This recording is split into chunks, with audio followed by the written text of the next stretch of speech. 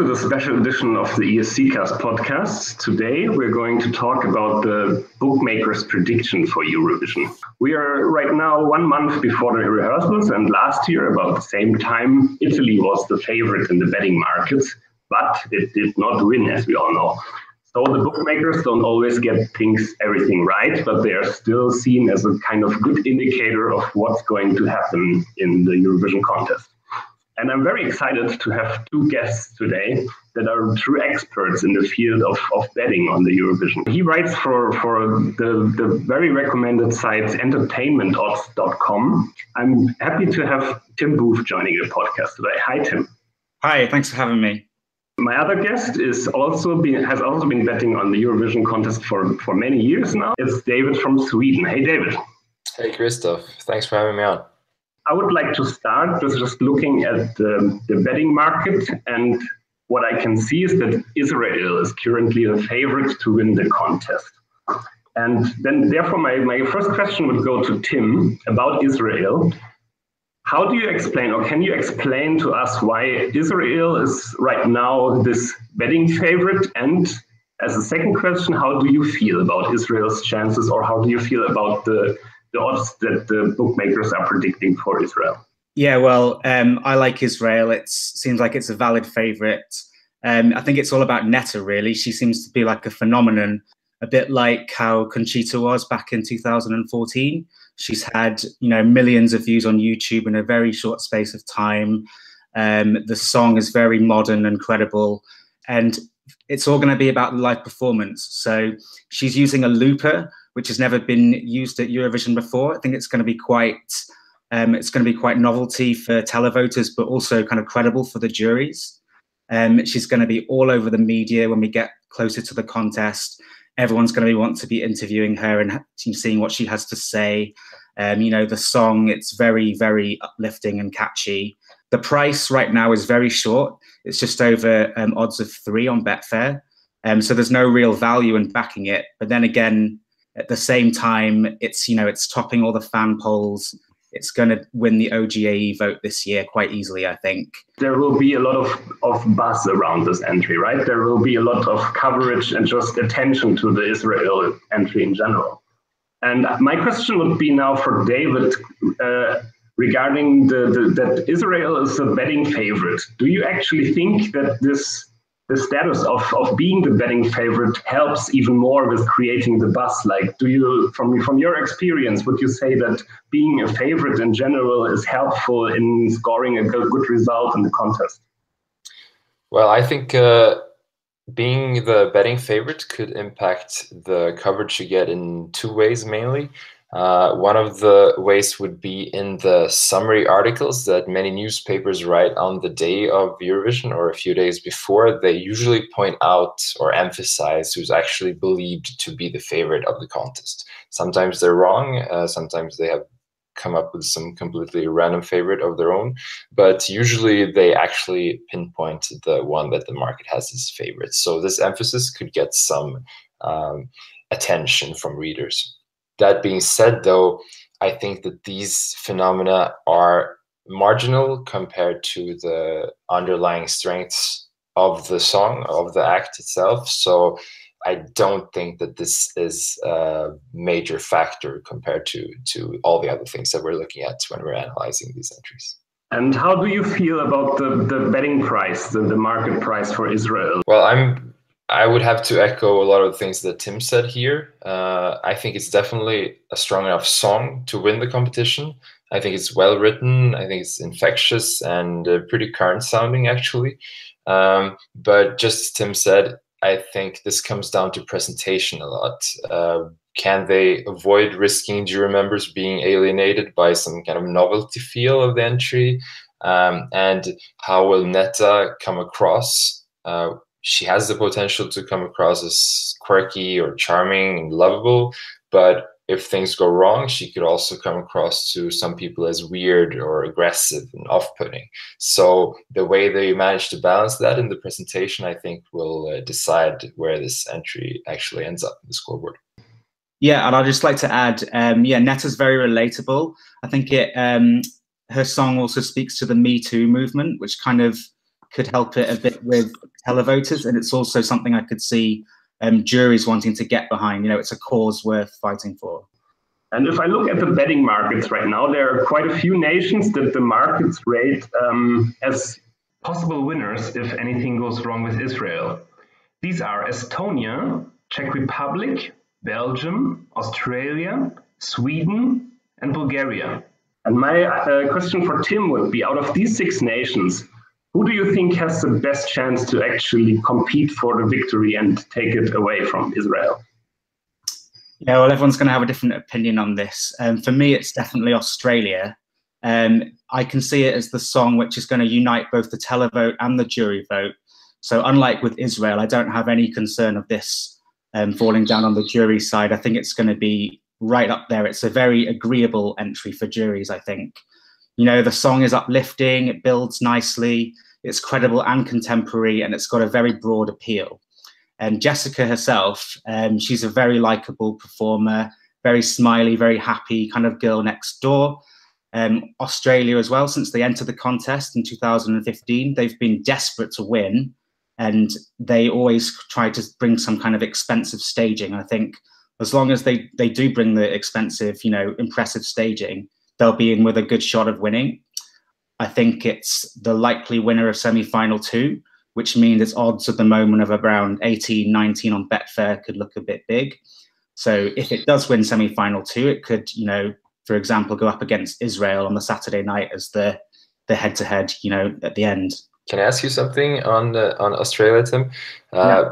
I think we've seen like really strong jury scores for Australia generally since they joined the contest. Do you think there is some specific affinity among the juries for Australia as like a nation competing, or do you think they just happen to send really strong jury entries?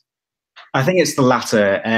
All of the songs they've sent have been very strong on the jury side. I think it's smart actually, because they know they don't have any diaspora, they don't have any televoting power, so they have to be strong on the jury side to have any chance at all. And yeah.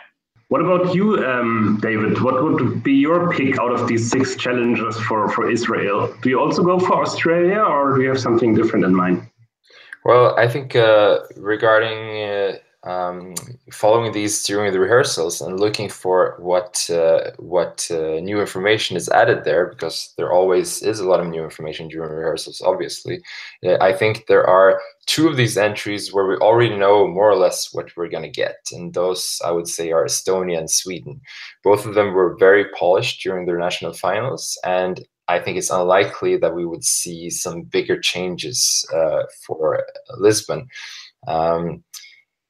On the other hand, two other of these sort of second-tier participants, I think we will be following very closely during rehearsals. And for me, they are Czech Republic and Bulgaria. So Czech Republic, to start with them, they have a strong song this year. It's quite contemporary in Eurovision terms and catchy, and the performer is, from what I've seen, also strong. But on the other hand, the Czech delegation has a history of very subpar stagings and presentations, to say the least, with throwing shoes and whatnot. So the challenge here will be for them to avoid screwing it up, basically, and we will be following that very closely. As for Bulgaria, they have the last few years been putting in a lot of effort in their entries and their presentations, and they will no doubt be doing so this year as well, with the Swedish stage choreographer Sasha Jean-Baptiste on board as well, just like last year. But the challenge this year for them will be that they have a group on stage, which makes it harder to make it really focus on something relatable. You have to spread the attention, you have to coordinate both voices and pictures, and that's going to be a challenge. Can I jump in and ask you, do you think Bulgaria's song has the broad enough appeal to end up, challenging Israel and the others at the top of the market? Yeah, it's definitely a good question. I think that it might not be a super strong entry from a televote or song from a televote perspective with the sort of edgy sound that it has. But I do think that it will end up being polished enough and also contemporary enough for it to be able to get a very strong jury score. So that would be the strengths with it, as I see it. I think we are also in an interesting situation as the last two winners, whether it was Salvador or Jamala the year before, both were not really having this wide appeal you were mentioning, Tim, right? I mean, or at least that was my impression, that these were very niche entries before the contest, but they somehow won. Yeah, you can't get any more divisive than the last two winners. But if you look slightly further back than that, especially with Sweden and Heroes and Denmark and Only Teardrops, it's only a couple of years ago when, you know, really good entries with broad appeal were winning the contest, and I don't think it would take much for it to swing back to that kind of winner. When we talked about Israel, we talked about that it is also a worthy favorite because it's leading in all the fan polls. However, it is not always the case that the fan polls are directly the same as the betting markets, right? There are sometimes differences of entries that are doing well with the fans, but the betting markets say not so fast, it might not work out that well in Eurovision. And we also have the other way around, that some entries the market perhaps sees more positive than the fan community does. And so I would like to ask Tim about, do you have any nation this year in mind that stands out as being kind of rated very highly to the fans, but the betting markets are very skeptical about its prospects? Yeah, for me, the obvious one would have to be Finland. So they're sending Sara Aalto with Monsters. The fan community loves Sara Aalto. You know, she's a popular figure from when she was on X Factor UK.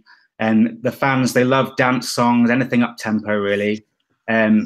But if you look at the live performance from UMK, Monsters, it really was a disaster on stage. They got everything wrong. I mean, I thought the staging was horrible. Sara didn't sing very well. And so with this entry, it seems like the market kind of knows a bit better than the fans. So at the moment, it's only rated around evens to qualify. So it's only given a 50% chance to qualify from semi-final one. But me personally, I would give it an even lower chance than that. I would say around 30%. It's got a big uphill struggle to qualify from the first semi-final. It's you know, kind of being called the semi-final of death at the moment. And you know, based on the competition and Finland's relative lack of voting power and the live performance we've seen at UMK, I think the Finnish delegation have got a lot of work to do to even put her in the mix. And, you know, Monsters, it's not really a jury song. I think there are better up-tempo entries in the semi-final from Cyprus and Azerbaijan, Israel, obviously. Yeah, so it just goes to show, if she doesn't qualify, that you know, the fan polls can get things pretty wrong. Sometimes they can be a little bit unrepresentative.